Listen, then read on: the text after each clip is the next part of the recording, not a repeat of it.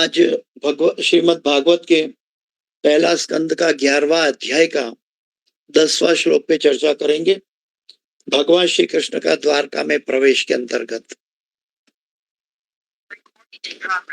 ओम अज्ञानातिमिरान्धस्य ज्ञानाञ्जनशलाकया चक्षुरुन्मीलितं येन तस्मै श्री गुरुवे नमः। श्री चैतन्य मनोभीष्टं स्थापितं येन भूतले स्वयं रूप गदा मह्यं ददाति स्वपदान्तिकं। वन्देऽहं श्री गुरु श्रीयुतापदकमलं श्री गुरु वैष्णवांश्च श्रीरूपं साग्रजातं सगणा रघुनाथान्वितं तं सजीवं साद्वैतं सावधूतं परिजनसहितं कृष्ण चैतन्य देवं श्री राधा कृष्ण पादां सहगणा ललिता श्री विशाखान्वितांश्च। हे कृष्ण करुणा सिंधु दीनबंधो जगतपते गोपेश गोपिका कांत राधा कांत नमोस्तुते। तप्त कांचन गौरांगी राधे वृंदावनेश्वरी वृषभानुसुते देवी प्रणमामि हरिप्रिये। वाञ्छा कल्पतरुभ्यश्च कृपा सिन्धुभ्य एव च पतितानां पावनेभ्यो वैष्णवेभ्यो नमो नमः। श्री कृष्ण चैतन्य प्रभु नित्यानंद श्री अद्वैत गदाधर श्रीवासादि गौर भक्त वृंद। हरे कृष्ण कृष्ण कृष्ण हरे हरे हरे राम राम राम हरे हरे। जयतां श्रुतो पंगुर मम मंदमते गतिर् मत्सर्वस्व पदाम्भोजो राधा मदन मोहनौ। कृष्णाय वासुदेवाय देवकी नंदनाय च नंद गोपकुमाराय गोविंदाय नमो नमः। गोविंदाय नमो नमः। गोविंदाय नमो नमः। पंचतत्वात्मकं कृष्ण भक्त रूप स्वरूपकं भक्तावतार भक्ताख्यं नमामि भक्त शक्तिकं। गुरुवे गौरचंद्राय राधिकाय तदालये कृष्णाय कृष्ण भक्ताय तद्भक्ताय नमो नमः। नमः ओम विष्णुपदाय कृष्ण प्रेष्ठाय भूतले श्रीमदे जय पताका स्वामी नामिने नमः। आचार्य पदाय नीताय कृपा प्रदायिने गौर कथा धामदाय नगर ग्रामतारिणे नमः। ओम विष्णुपदाय कृष्ण प्रेष्ठाय भूतले श्रीमदे भक्ति वेदांत स्वामी नामिने नमस्ते सरस्वती देवी गौरवाणी प्रचारणे निर्विशेष शून्यवादी पाश्चात्य देशदाणे श्री कृष्ण चैतन्य प्रभु नित्यानंद श्री अद्वैत गदाधर श्रीवासादि गौर भक्तवृंद। हरे कृष्ण कृष्ण कृष्ण हरे हरे हरे राम राम राम। ओम नमो भगवते वासुदेवाय ओम नमो भगवते वासुदेवाय ओम नमो भगवते वासुदेवाय। नारायणं नमस्कृत्यं नरं चैव नरोत्तमं देवीं सरस्वतीं व्यासं ततो जयं मुदीरयेत्। नष्टप्रायेषु अभद्रेषु नित्यं भागवत सेवया भगवते उत्तम श्लोके भक्तिर्भवति नैष्ठकी। हरे कृष्ण। हरे कृष्णा प्रभु जी, सादर प्रणाम। हरे कृष्णा। जय गुरुदेव जय गुरुदेव। तो आज श्रीमद् भागवत का पहला स्कंद का 11वां अध्याय का 10वां श्लोक पे चर्चा करने जा रहे हैं। भगवान श्री कृष्ण का द्वारका में प्रवेश।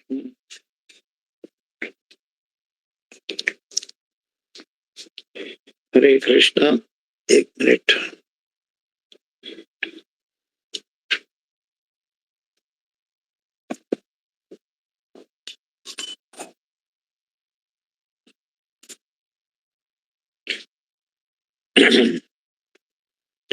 तो भगवान श्री कृष्ण का द्वारका में प्रवेश, ये स्पेशल श्लोक है एक तरह से, क्योंकि इसमें ऋचा भी है और श्लोक भी है।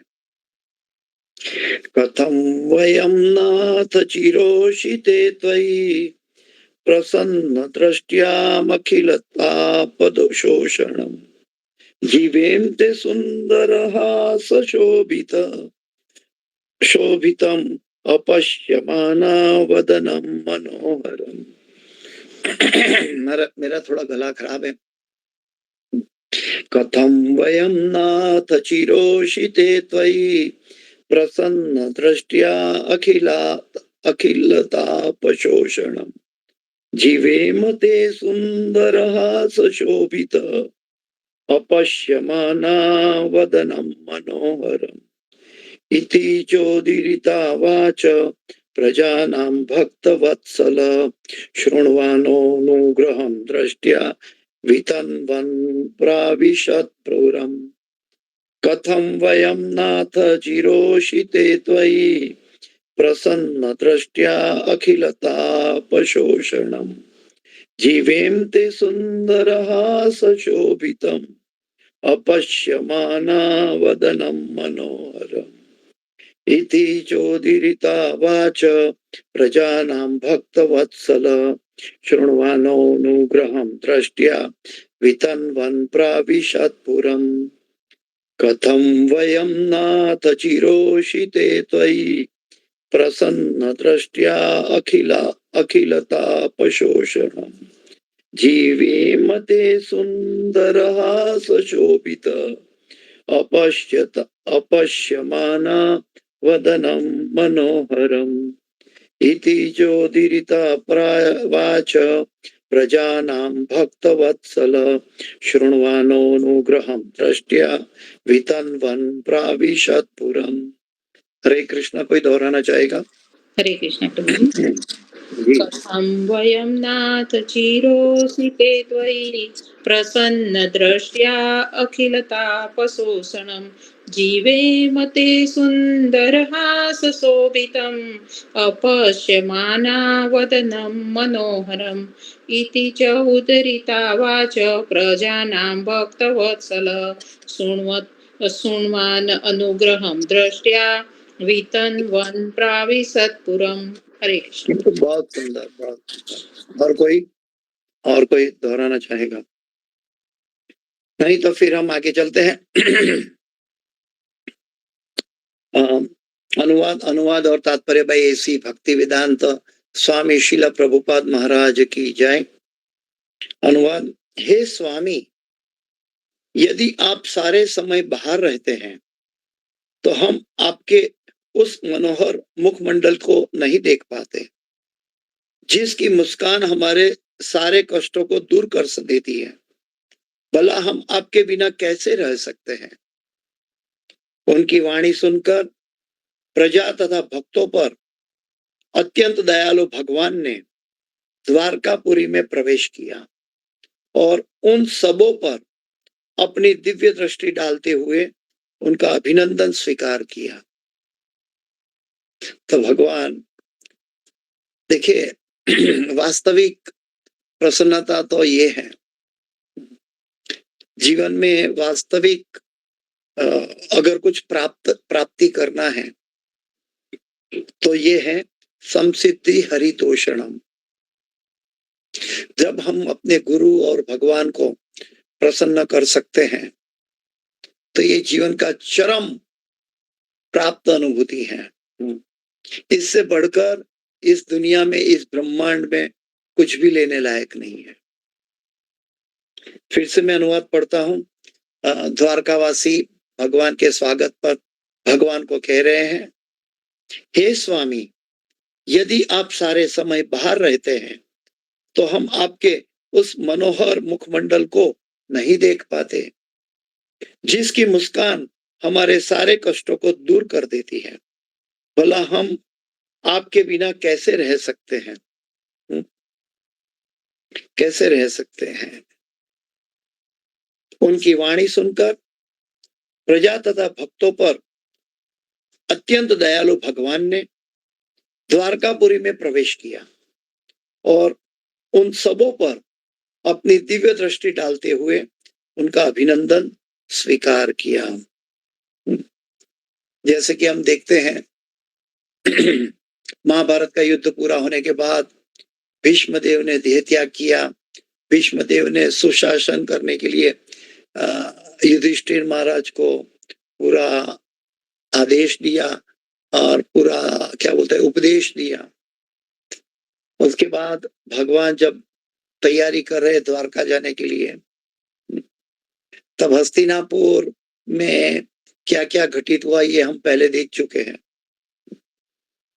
हस्तिनापुर में कैसे भगवान की विदा हो रही थी, लेकिन फिर भी हस्तिनापुर वासी भी भगवान को छोड़ना नहीं चाह रहे थे। जैसे व्रज में जब भगवान 11 साल के बाद जब वृंदावन से मथुरा गए थे, तब सारे व्रजवासी, सारे गोपीजन सब बेहोश हो गए थे और इनका अनुमोदन द्वारकावासी के मुंह से भी निकला रहा है और इसका अनुभव हस्तिनापुर वासियों ने भी किया। तो भगवान का आकर्षण इतना तीव्र होता है, भगवान का दर्शन इतना तीव्र होता है कि कभी कभी जो भक्ति में निपुण है, ऐसे भक्तों के साथ भगवान अर्च विग्रह से अपने हृदय की बात का जवाब भी देते हैं। गुरु तक जवाब देते हैं, भगवान तक जवाब देते हैं, लेकिन इसके लिए परिपक्वता चाहिए। हम सहजिया बनकर एकेडमिक शो नहीं कर सकते हैं कि हाँ भगवान ने मुझे ऐसा कहा या गुरु ने मुझे ऐसा सुनाया स्वप्न में। ये सब ठीक है, हमारी परिपक्वता बहुत महत्वपूर्ण है और परिपक्वता के लिए हमें लक्ष्य चाहिए। कई जन्मों की तपस्या करने के बाद भगवान का सानिध्य प्राप्त होता है। सानिध्य प्राप्त करना भगवान का कोई सामान्य बात नहीं है लेकिन इस कलयुग में भगवान की अनुकंपा के द्वारा, श्री कृष्ण चैतन्य महाप्रभु की अनुकंपा के द्वारा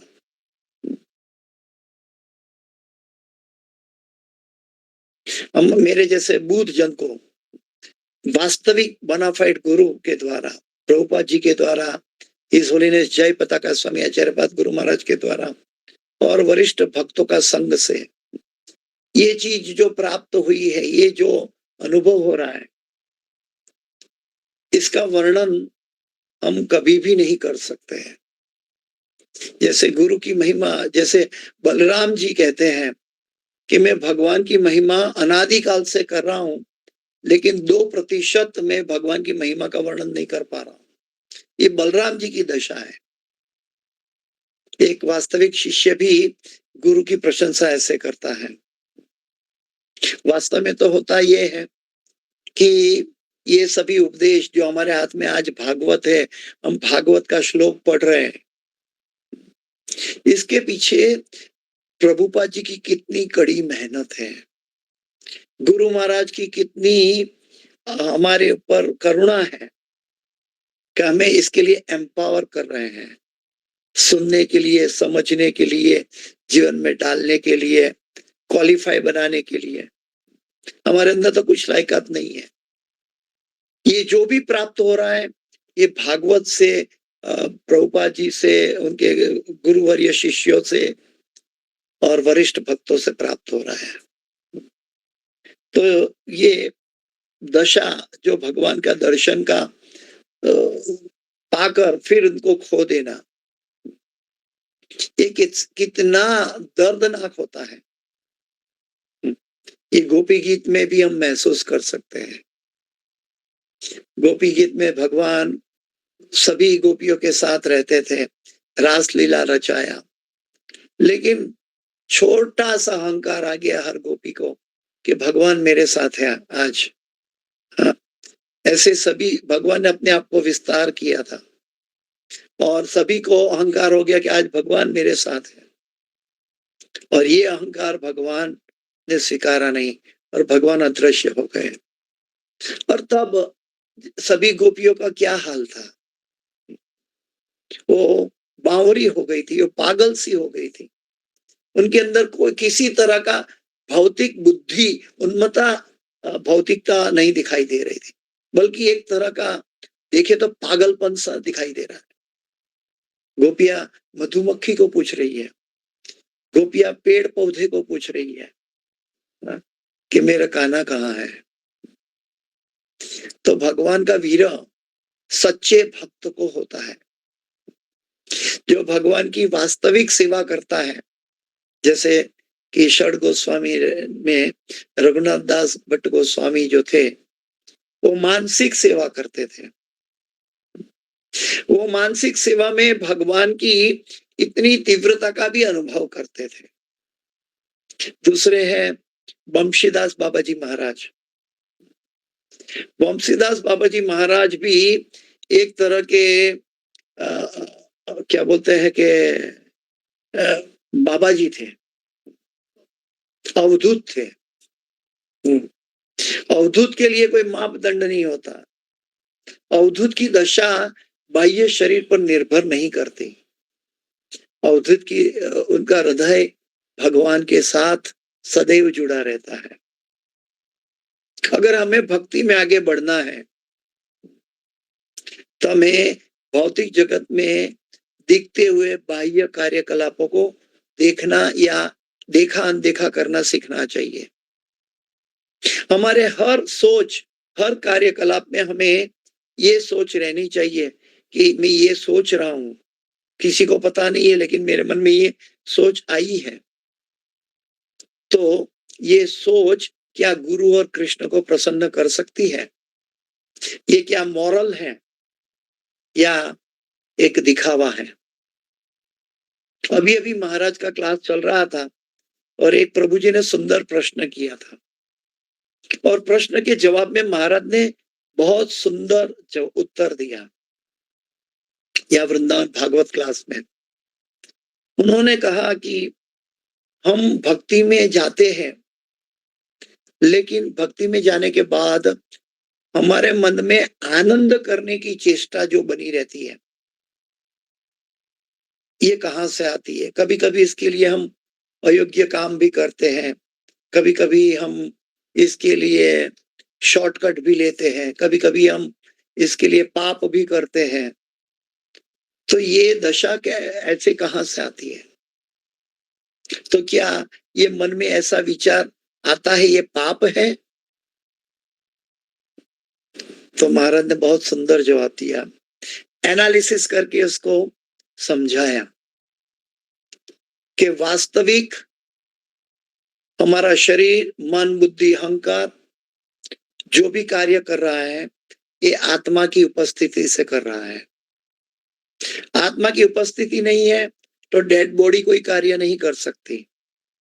और आत्मा जो है भगवान का अंश है। भगवान का अंश होने के नाते आनंदमय अभ्यासात, ये उनका लक्षण है आत्मा का, कि वो आनंद की खोज में है। अभी आत्मा तो आनंद की खोज की इच्छा प्रकट कर ली, तो हमारी इच्छा जो प्रकट होती है वो आत्मा से होती है, लेकिन इसका सुझाव हमारी मन और बुद्धि देने के लिए कोशिश करता है। जो मन और बुद्धि प्रकृति के 3 गुणों के अंतर्गत है, सत्व गुण, रजोगुण और तमोगुण के अंदर। इसलिए मन और बुद्धि इसके लिए कभी कभी शॉर्टकट देता है या तो कभी कभी गलत रास्ता दिखाता है, क्योंकि मन और बुद्धि जब तक कृष्ण से नहीं जुड़ी है तब तक तो वो स्पेकुलेट ही करेगी, वो मनोधर्म कहलाएगा। तो वास्तविकता तो ये है कि मन और बुद्धि को भगवान से कैसे जोड़ना है। मन मना भव मद भक्तो, गीता में भी भगवान कहते हैं, क्योंकि आत्मा ने तो एक प्रकट किया कि मुझे आनंद की खोज है, जो जन्म से लेकर मृत्यु तक हर जीव ये खोज में रहता है। और यहाँ पे द्वारकावासी भी एक ये अनुभूति कर रहे हैं यहाँ पे कि भगवान की दर्शन सानिध्य प्राप्त हो। और ये खोज के अंदर अगर हम मनोधर्म से चलते हैं तो एक तरह का क्या क्या होता है मालूम है? एक अंधा दूसरे अंधे को रास्ता दिखाता है। एक अंधा दूसरे अंधे को रास्ता दिखाएगा तो क्या होगा? उसका पतन हो जाएगा, वो गिर जाएगा, एक्सीडेंट हो जाएगा। इसलिए जो गुणातीत है, जो 3 गुणों से पर है, जो अपौरुषेय है, वो भगवान श्री कृष्ण अपौरुषेय है। भगवान श्री कृष्ण गुणातीत है, 3 गुणों से परे हैं। और भगवान श्री कृष्ण के रिप्रेजेंटेटिव जो है, क्योंकि वो भगवान के आदेशों का पालन करते हुए शास्त्रों का निचोड़ हमें दिखाते हैं, इसलिए वो तीनों गुणों में रहकर भी तीनों गुणों से विरक्त रहते हैं। जैसे कि कमल कादव में रहकर भी अलिप्त रहता है, वैसे गुरुजन भी दिखाई देता है एकेडमिकली कि उनका भी शरीर है, उनका भी मनुष्य शरीर है, पुरुष शरीर है, इस जगत में चलते हमारी तरह उठते बैठते खाते पीते सोते हैं, लेकिन वास्तविक ये आत्म साक्षात्कार व्यक्ति है कि जिनको भगवान के द्वारा मिला हुआ ज्ञान मिला है। इसलिए ज्ञान का जो कोई स्रोत है वो बाहर से आता है, अपौरुषीय। यहाँ पे तो हम ज्ञान की बात कर रहे हैं, यहाँ पे तो द्वारकावासी भगवान को देखकर पागल हो रहे हैं। ये एक अनुभूति कोई नहीं कर सकता। अगर हम एक दिन के लिए वृंदावन में आए हैं, एक दिन के लिए, और उसमें भी कुछ घंटे आने जाने का टाइम भी निकालना है, और उसके अंदर हमें 2-4 घंटे का समय मिल गया है, और उस 2-4 घंटे के अंतर्गत अगर हम भगवान के दर्शन करने इस्कॉन वृंदावन पहुंच गए हैं, कृष्ण बलराम का दर्शन किया है, गौर निताई का दर्शन किया है, राधा श्याम सुंदर का दर्शन किया है, और जो वो दर्शन में हम समय अपना भूलकर सतत भगवान को निहारते रहे, भगवान का दर्शन करते रहे, और फिर हमारा मन वहां चिटका हुआ है कि मैं राधा श्याम सुंदर या कृष्ण बलराम के सामने से हटू नहीं, लेकिन मेरी घड़ी या मेरा परिवार कहता है चलो अभी ट्रेन का टाइम हो गया, अभी जाना है, तो क्या अनुभव होता है? इंद्र प्रभु कहते हैं कि जो वृंदावन छोड़ने के समय जिसकी आंखों में अश्रुधाराएं नहीं बहती, वो व्यक्ति वास्तविक गोलोक वृंदावन नहीं जा सकता। इंद्र प्रभु का ये वाक्य है और ये वास्तविक हकीकत है। तब हम चले भी जाएंगे लेकिन हमारे मन में वो राधा श्याम सुंदर, राधा कृष्ण बलराम सदैव हमारे साथ जुड़े रहेंगे। ये तो मैं उनकी बात कर रहा हूं जो कैजुअल दर्शन करने नहीं, बल्कि जो भगवान को प्रेम करना सीखना चाहते हैं। वो व्यक्ति को कितना दर्द होगा। अर्च विग्रह के सामने दर्शन करते समय हमने देखा है यहाँ कई भक्तों को कितना दर्द महसूस होता है, कितना आनंद और उमंग महसूस होता है कि प्रभु मैं एक क्षण के बाद भी मैं आपको कैसे भूल जाता हूं। प्रभु मेरे पास कोई लायकात नहीं है, आपने मेरे में क्या देखा और आपने मुझे यहां बुलाकर खड़ा कर दिया आपके सामने। ऐसे मैच्योर भक्त होते हैं, वो अपनी लायकात का या मैं दर्शन किया ऐसी बातें नहीं करते हैं। वो कहते हैं प्रभु मैं तो बिल्कुल तुच्छ हूं, लायक नहीं हूं, लेकिन आपने कैसी करुणा हुई कि आज आपने मुझे बुला ही लिया और आपके सामने खड़ा कर दिया। अभी आप जिस तरह से मेरे अंदर प्रवेश करना चाहे प्रवेश कर ले, मैं आपके चरण को छोड़कर कहीं जाने वाला नहीं। ये द्वारकावासियों की यहाँ परिस्थिति है।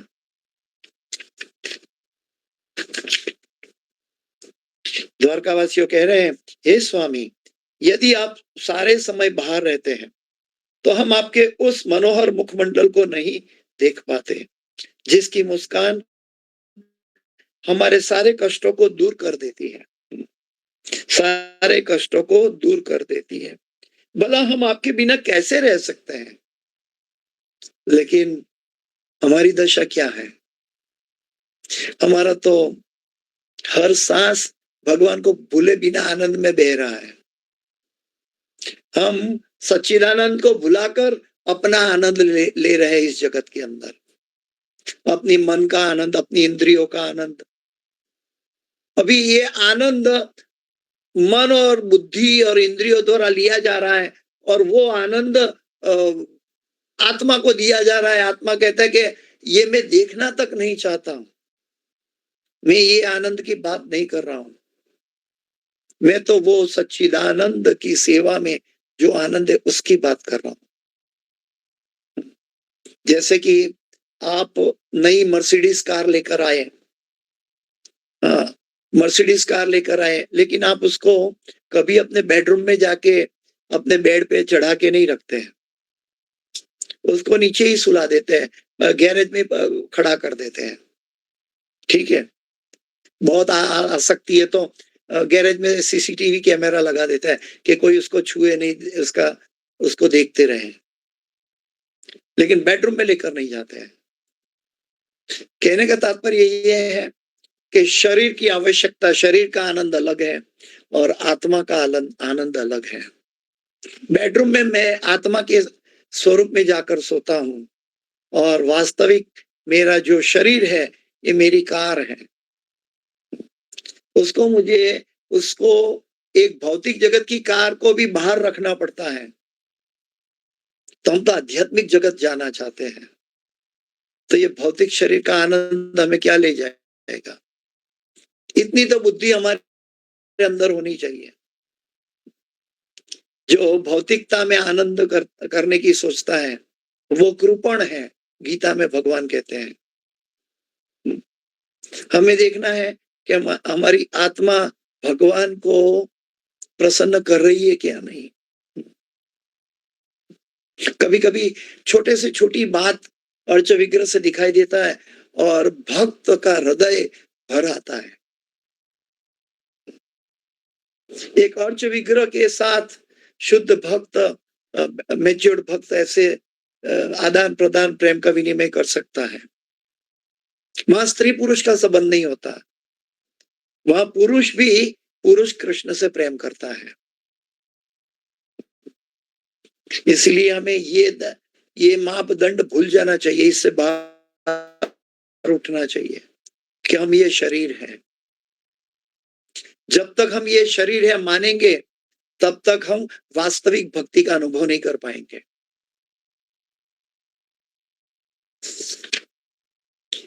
उनकी वाणी सुनकर प्रजा तथा भक्तों पर अत्यंत दयालु भगवान ने द्वारकापुरी में प्रवेश किया और उन सबों पर अपनी दिव्य दृष्टि डालते हुए उनका अभिनंदन स्वीकार किया।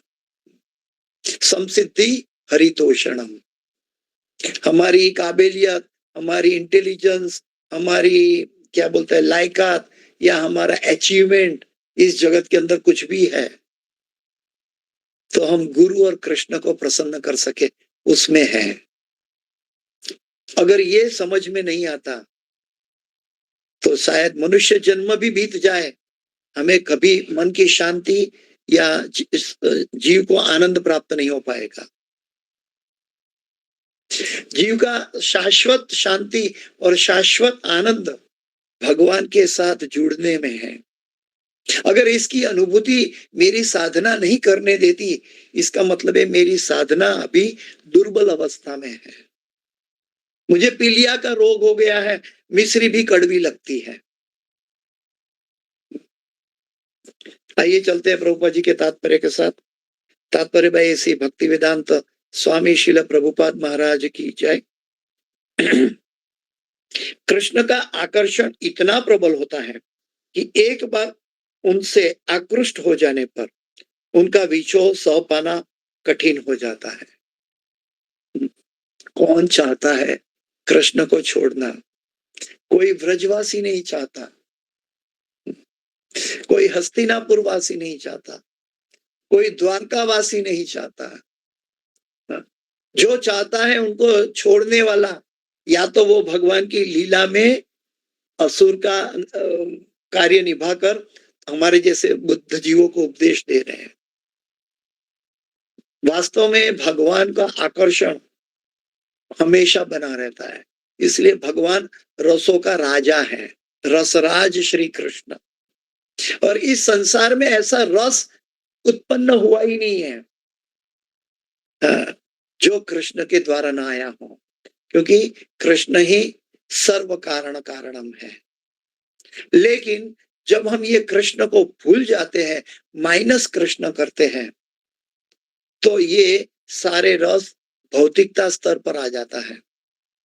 और उसमें 12 रस के अंदर 7 भौतिक रस है कि जो हमें अपनी इंद्रियों को संतुष्टि के लिए हम इसका अपने अहंकार, इंद्रियों, अज्ञानता की संतुष्टि के लिए हम करते हैं।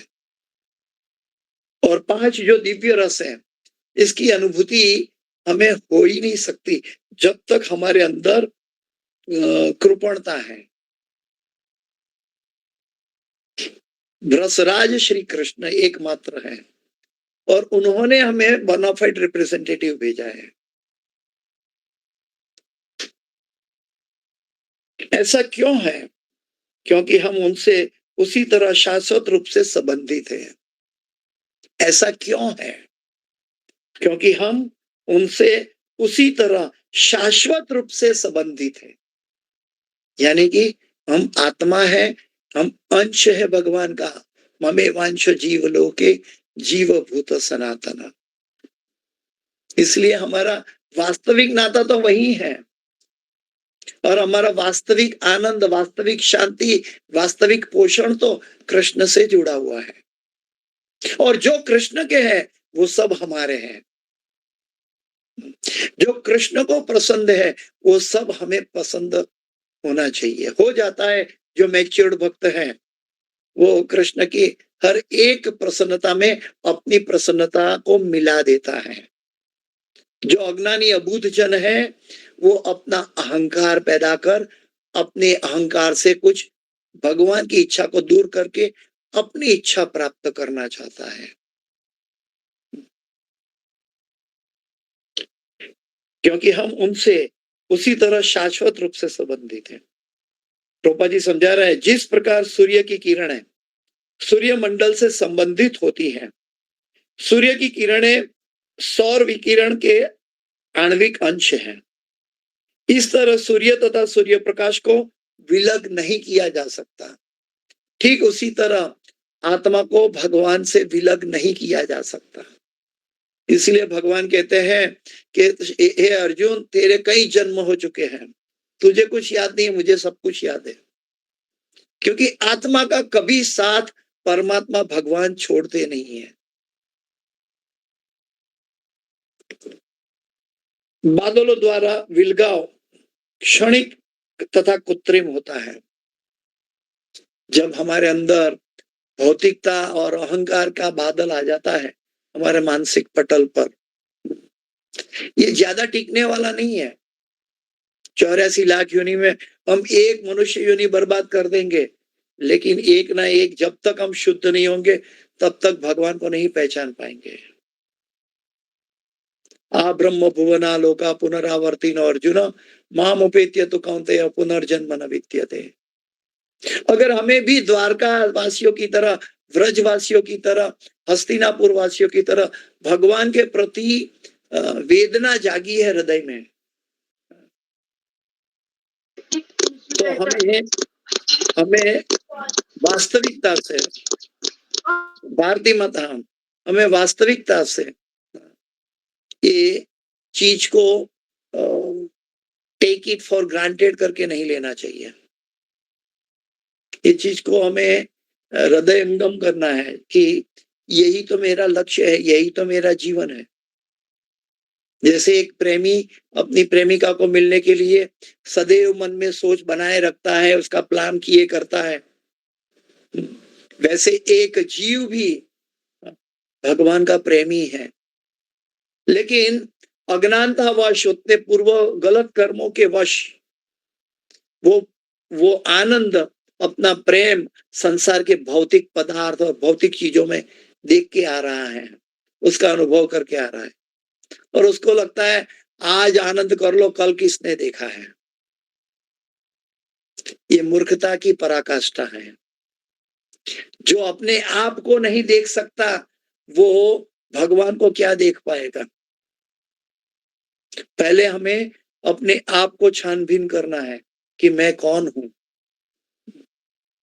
कहां से आया हूं, क्या करता हूं, क्या करना चाहिए। ये सब चीज प्रश्न हमें अपने आप से करना चाहिए।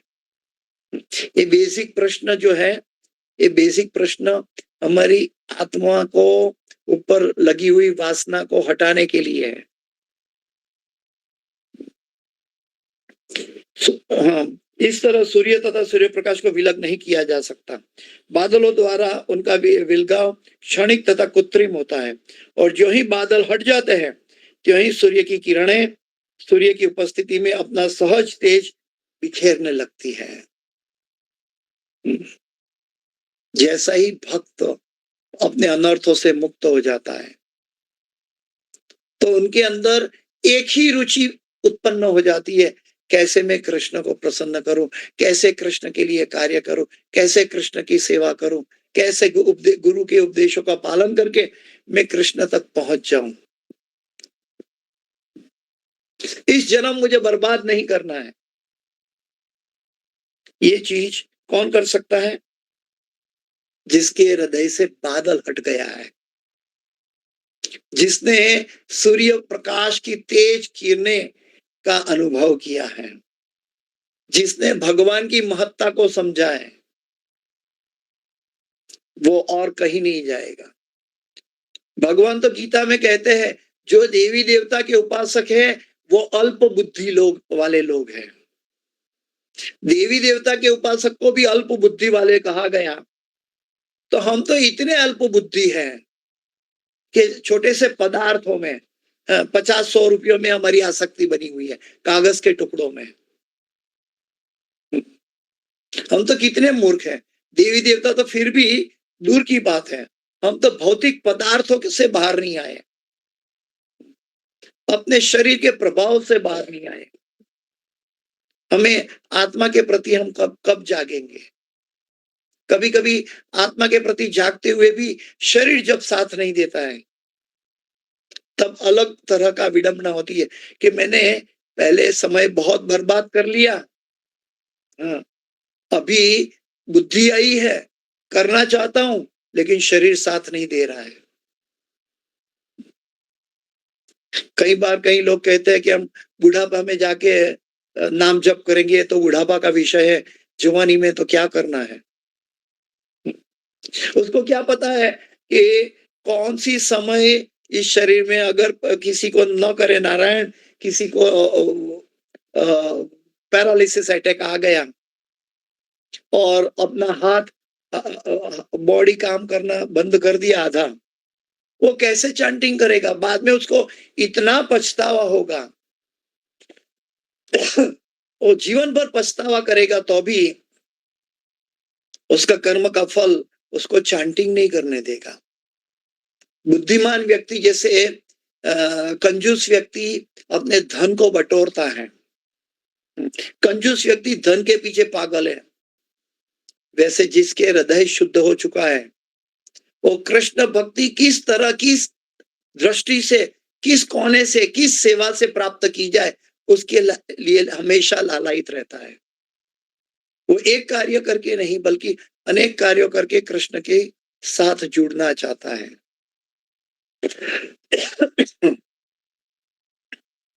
इसी प्रकार सारे जीव जो पूर्ण आत्मा के सूक्ष्म अंश हैं वे भ्रामक शक्ति माया के कृत्रिम आवरण के कारण भगवान से विलग हैं।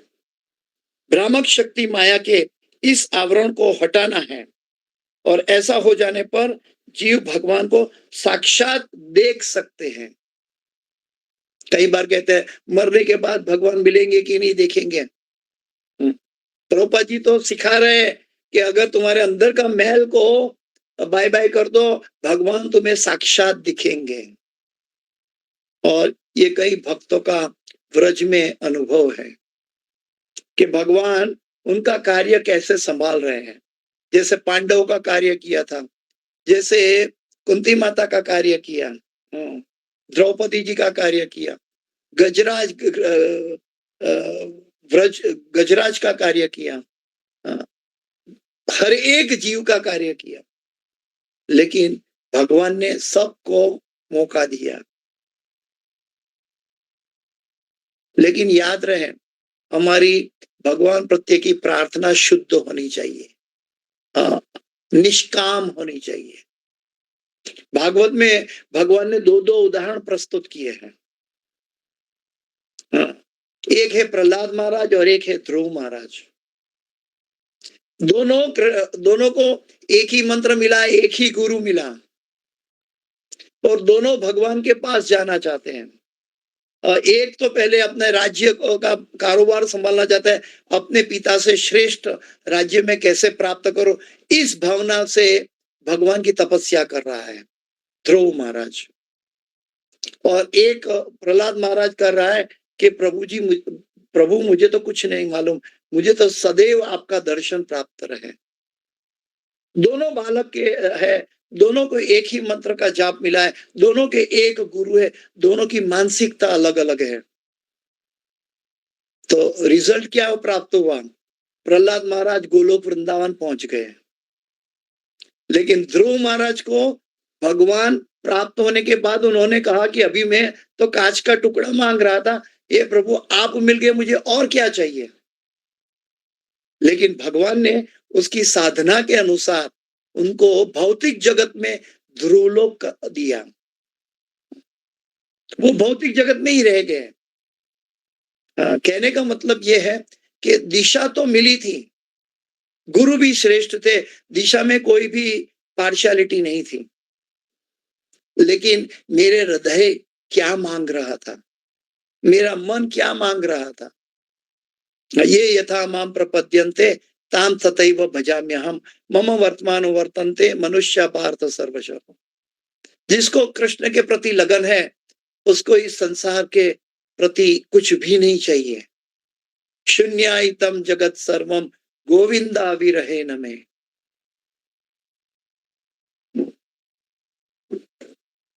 वे भ्रामक शक्ति माया के कृत्रिम आवरण के कारण भगवान से विलग हैं।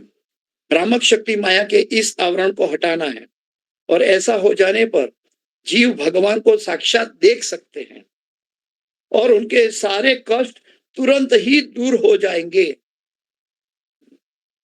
प्रहलाद महाराज के जीवन में कितने कष्ट आए, हमारे जीवन में तो उसका करोड़वां हिस्सा का भी कष्ट नहीं है, लेकिन प्रहलाद महाराज फिर भी अपनी साधना को शांत बनाए रखे, अपने गुरु के आदेश पे सन्निष्ठ बने रहे।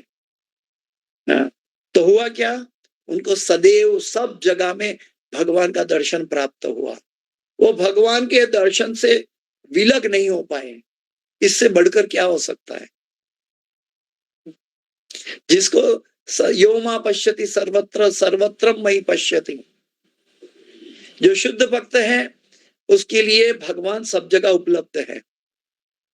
लेकिन भगवान का अंतरंग भक्त उससे भी करीब जाना चाहता है, और करीब जाकर भगवान का सानिध्य, भगवान की निजी सेवा प्राप्त करना चाहता है। ये सांसारिक व्यक्ति जो दो बोट में पांव रखकर चलने वाले हैं, इनको समझ में नहीं आएगा। गुरु महाराज ने कहा है कि एक तरह का सेंटीमेंट समझ लो शुरुआत में, लेकिन ये सेंटीमेंट नहीं है, ये भगवान के प्रति भाव है। और ये भाव तब प्रकट होता है जब अनर्थ की निवृत्ति होती है। और संसारी लोग जो अनर्थों के साथ बहते हुए जा रहे हैं, उनको ये सब सुनकर भी इसका एप्लीकेशन नहीं कर पाते हैं। जब तक हम हरे कृष्ण कृष्ण कृष्ण हरे हरे, हरे राम राम राम हरे हरे, इस महामंत्र का जप का सतत हम तप नहीं करेंगे, तपस्या नहीं करेंगे। कलयुग की सबसे बड़ी तपस्या है हरे कृष्ण महामंत्र का निरंतर जप करना। 16 माला तो गुरु महाराज ने करुणा करके हमें कम मात्रा में दिया है। अगर हम 16 माला भी कर ले और सदैव कृष्णमय बने रहें, तो हमें और कोई चिंता की आवश्यकता नहीं रह जाएगी। याद रहे, यहाँ पे प्रभुपाद जी कहते कि उसके सारे कष्ट दूर हो जाते हैं। लेकिन भगवान का भक्त कष्ट को दूर करने के लिए कृष्ण को नहीं मांगते। कुंती माता तो कष्ट मांग रही है ताकि मैं भगवान को सदैव याद कर सकूं और सदैव भगवान मुझसे जुड़े रहे। एक कष्ट की परिभाषा तो ये है, जीवन का सबसे बड़ा कष्ट ये है कि कृष्ण की विस्मरण हो जाए, कृष्ण की विस्मृति हो जाए। ये जीवन का सबसे बड़ा कष्ट है और इस कष्ट से गुजर रहे हैं और उसमें हम आनंद दिखाई देता है संसार में। प्रभुपाद जी कहते हैं कि दुर्भागी होना इस कलयुग में कोई बड़ी बात नहीं है, लेकिन दुर्भाग्य को सद्भाग्य समझना ये सबसे बड़ा दुर्भाग्य है। और यही हालत हम सबकी संसार में होती है। कृष्ण का विस्मरण होकर हमारा जीवन बीत जाता है, साल भर, हर साल सालगिरह मनाते मनाते बूढ़े हो जाते हैं, लेकिन कृष्ण का विस्मरण का परवाह नहीं करते हम। घर में कोई चला गया तो दुख होता है, घर में पैसा नहीं है दुख होता है, पत्नी नहीं है दुख होता है, माता पिता नहीं है दुख होता है, हाँ, बच्चे कहा नहीं मानते हैं दुख होता है, सब कुछ दुख होता है। कोई ऐसा कहता है मेरे जीवन में कृष्ण का सानिध्य नहीं है इसलिए मुझे सबसे बड़ा दुख है। और ये वास्तविकता है, ये भ्रामक शक्ति नहीं है। जब ये अनुभूति नहीं होगी तो हम भ्रामक शक्ति में संसार में पड़े हैं और इसमें आनंद ले रहे हैं, ये तो सबसे बड़ा महादुर्भागी है।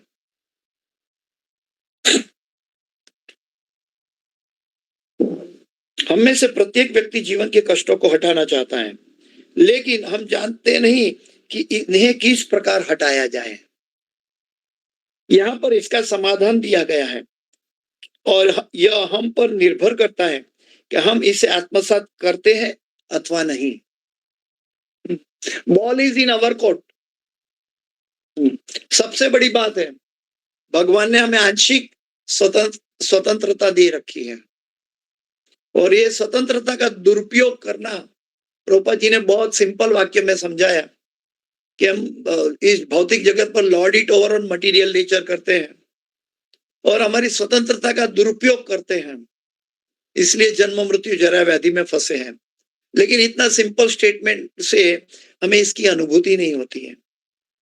जब हम कड़ी साधना करते हैं, महामंत्र का जप करते हैं और धीरे धीरे समझ में आता है कि मुझे जाना कहीं और है और मेरा मन कहीं और जा रहा है और मैं माला कर रहा हूं, मैकेनिकल माला हो रही है और मैकेनिकल को सुधारने के लिए मैं कोशिश कर रहा हूं और मेरी ताकत से नहीं सुधरी जा रही है। तब पता चलता है कि भगवान का विस्मरण कितना दर्दनाक दुखदायक होता है। वो सामान्य संसारी लोग क्या समझेंगे? वो तो एक तरह का, प्रभुपाद जी के शब्द में, आया राम गया राम की तरह है। वो मैंने कई बार देखा है कि कई भक्तगण हमारे इस्कॉन में तो ठीक कम से कम भागवत क्लास सुनने के लिए बैठ जाते हैं, लेकिन मैं देखा है, मैं किसी को क्रिटिसाइज नहीं करता हूँ, सब भक्त है जो भगवान के लिए आते हैं यात्रा धाम में, लेकिन यात्रा धाम में हमें माथा टेक कर दौड़ा दौड़ करके, भागा दौड़ी करके शरीर को थकान करना है और जो भाव यात्रा धाम में लाना है वो नहीं आएगा तो क्या फायदा। भाव तो तब आता है जब हम शरीर को स्वस्थ रखकर शांति से बैठकर कोई वरिष्ठ महाराज के द्वारा, सन्यासी के द्वारा हम भागवत कथा सुने, हम भक्तों के साथ संकीर्तन करें, हम भगवान का दर्शन करें, हम भगवान का ऑफर किया हुआ प्रसाद ग्रहण करें और भक्तों के सानिध्य में बिताए अपना समय, उसकी अनुभूति एक अलग स्तर पर है। और जब एक्सटर्नल होते हैं तो हम दौड़ा दौड़ करते हैं और माथा टेक कर एक जगह से दूसरी जगह। वास्तव में हमें भक्ति है, ये हमारे आत्मा का विषय, ये हमारा हृदय का विषय है, जहां आत्मा हमारी स्थित है। भक्ति बुद्धि और मन, बुद्धि और ज्ञान का विषय नहीं है। ये ज्ञान से भी परे है और बुद्धि से भी परे है। ये वास्तव में देखो तो मन से भी परे है। इसलिए मन कृष्ण को दे देना है, क्योंकि मन के अंदर ऐसी शक्ति है, वो अपने आप को एक्सपांड हो सकता है। आप अभी अहमदाबाद में बैठे हैं, अहमदाबाद में बैठे बैठे वृंदावन के राधा श्याम सुंदर के दर्शन कर सकते हैं अपने मन के द्वारा, भले आपका शरीर अहमदाबाद में पड़ा है। तो मन में एक्सपांड करने की शक्ति होती है, और मन को जितना भक्तिमय बनाया जाए, मन मना भव मद भक्तो मदयाजी माम नमस्कुरु, वो व्यक्ति भगवान का धीरे धीरे धीरे अंतर्मुखी होकर भगवान का शुद्ध और प्रेमी भक्त बन सकता है। इसमें भागवत में दी गई कोई भी घटना आर्टिफिशियल नहीं है।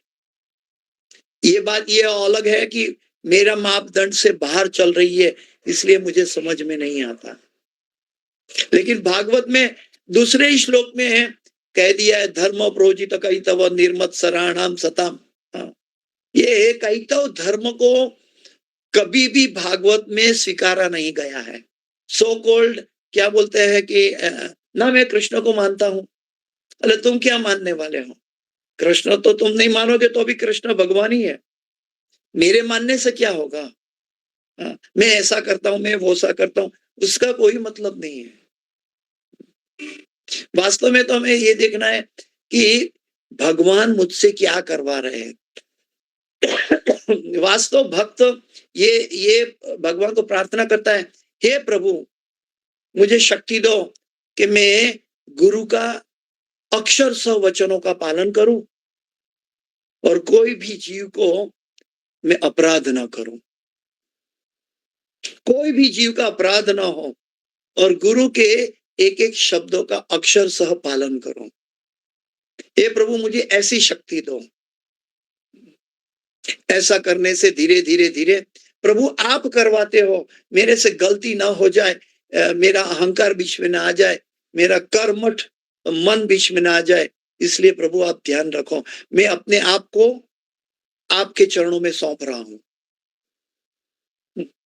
ये भाव से जब भक्त जाता है तो भक्त भगवान के पास और कोई रास्ता नहीं, उसका कार्यभार संभाल लेते हैं।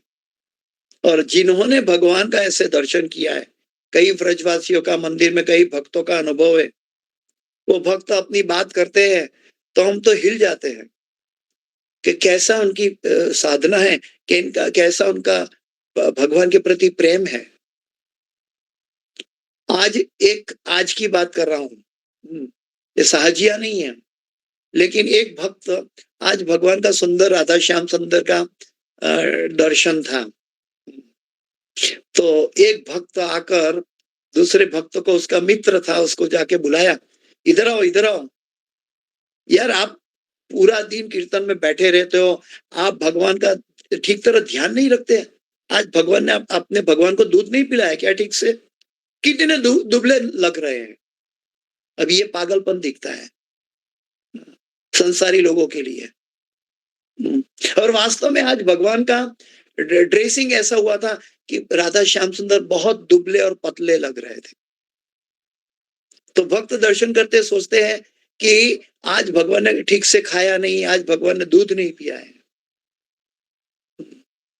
और वहां कीर्तनियों में बैठा हुआ एक भक्त को बुलाकर कहता है वो भक्त कि यार तुम पूरा दिन यहाँ बैठते हो, ये एक कृष्ण का ध्यान नहीं रख सकते हो। तो भक्त हंसने लगा कि क्या कर रहा है तुम, पागल तो नहीं हो गया? कहने का मतलब है कि जो भक्त तीव्रता से एकाग्रता से दर्शन करता है वो शरीर का नहीं बल्कि आत्मा को परमात्मा से मिलाता है। इसको वास्तविक दर्शन कहते हैं। बाकी साष्टांग दंडवत प्रणाम से तो पुण्य तो प्राप्त हो जाएगा, कृष्ण मिलना तो और दूर है। जब आत्मा परमात्मा का दर्शन करेगी तब कृष्ण दौड़ कर आएंगे। ठीक है, समय पूरा हो चुका है। इसके साथ मैं अपनी वाणी को विराम देने जा रहा हूं। इस क्लास की कोई भी सुकृति है, मेरे गुरु महाराज इस होलीनेस जय पताका स्वामी आचार्यपाद गुरु महाराज की है। और इस क्लास के अंदर कोई भी गलती, क्षति, त्रुटि रह गई है वो मेरी अपनी है, कृपया मुझे क्षमा करें। वांछा कल्पतरुभ्यश्च कृपा सिंधुभ्येव च पतितानां पावनेभ्यो वैष्णवेभ्यो नमो नमः। अनंत कोटि वैष्णव वृंद की जय, शिल प्रभुपाद की जय, गुरुदेव महाराज की जय, श्रीमद् भागवतम की जय, समवेत भक्त वृंद